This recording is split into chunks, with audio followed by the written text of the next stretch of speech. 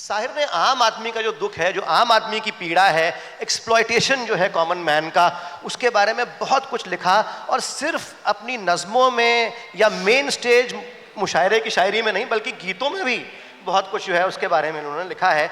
अब चलिए, आपने कहा तो मैं एक गीत ज़बानी ऐसे ही सुनाता हूँ जी, जो सोशल इंजस्टिस के बारे में जी। एक फिल्म में साहिर ने लिखा था। अब ये पोइट्री है, इसको आप कागज़ पे लिख दिए कि बहुत खूबसूरत नज़्म है ये सब भी कुछ कह रहे हैं वैसे लेकिन आप तो मेरी सुनिए न। देखिए, गीत है ये।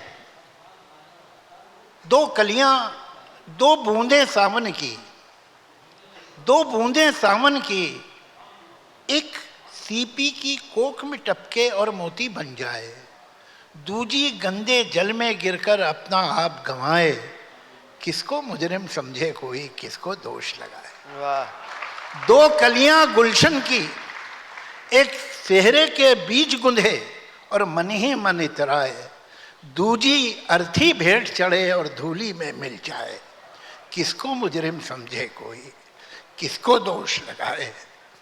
दो सखियां बचपन की, एक सिंहासन पर जा बैठे रूपमती कहलाए, दूजी अपने रूप के कारण गलियों में बिक जाए, किसको मुजरिम समझे कोई, किसको दोष। ये फिल्म का गाना है।